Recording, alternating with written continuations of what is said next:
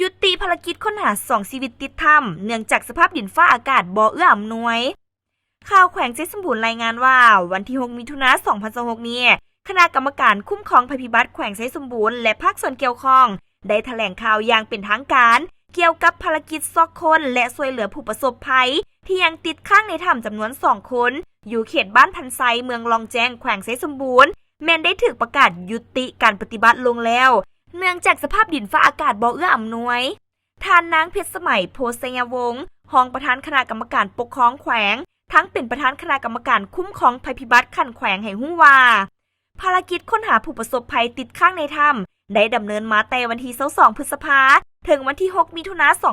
2026ภารกิจดังกล่าวแม่นปัญหาพื้นฐานและความเป็นห่วงเป็นใยของการนำภาครัฐนับแต่ศูนย์กลางลงฮอดท้องถิ่นจึงได้สร้างเงื่อนไขเอื้ออำนวยเพื่อรับเอาการสนับสนุนและช่วยเหลือจากหลายภาคส่วนทั้งการจัดตั้งภาครัฐและสังคม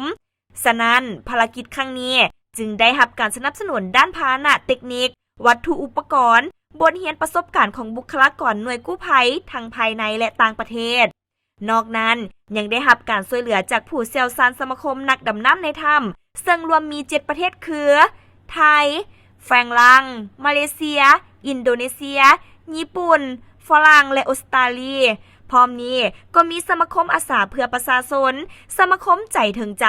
มูลนิธิสายใจลาวหน่วยกู้ภัยจริงใจหน่วยกู้ภัยนครหลวงและทีมกู้ภัยนักน้อยมาฮอดวันที่27พฤษภาคม2026ทีมกู้ภัยสามารถค้นพบจำนวน5คนและได้ช่วยเหลือออกมาจากถ้ำได้อย่างปลอดภัยจากนั้นได้ดำเนินการฟื้นฟูสุขภาพจากทีมแพทย์ฉุกเฉินและส่งต่อไปปินป่วยยงหมอเมืองลองแจ้งมาฮอดปัจจุบันทั้ง5คนมีสุขภาพแข็งแรงและปกติดีภายหลังค้นพบ5คนแม้นยังอีก2คนที่ยังติดอยู่ในถ้ำซึ่งทีมกู้ภัยก็ได้สืบต่อวางแผนการเกี่ยมความพร้อมรอบด้านและดำเนินการซอกค้นตลอดมาจนมาฮอดวันที่6มิถุนายน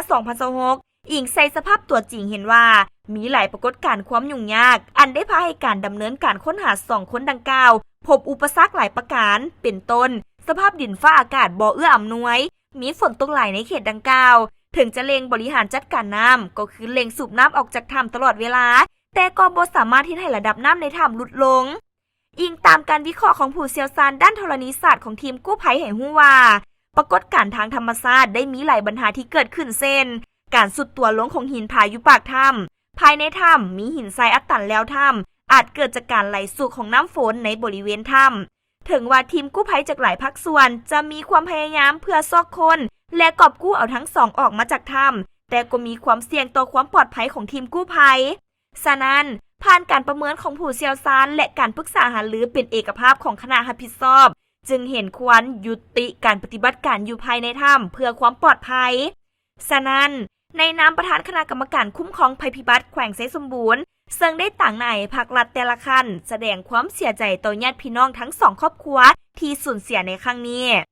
พร้อมกันนั้นก็แสดงความขอบใจมายังการจัดตั้งภาครัฐแต่ศูนย์กลางลงฮอดท้องถิ่นที่ได้ให้ความเป็นห่วงเป็นใยและให้ทิศชี้นำการดำเนินภารกิจค้นหาแต่ต้นตลอดมาขอบใจมายังทีมกู้ภัยทั้งภายในและต่างประเทศที่ได้เสียสละสุ่มทุกกำลังแฮงวัตถุอุปกรณ์ต่างๆเข้าในภารกิจค้นหาในครั้งนี้ขอบใจทุกภาคส่วนในทั่วสังคมที่ได้สนับสนุนและให้การช่วยเหลืออำนวยความสะดวกในภารกิจครั้งนี้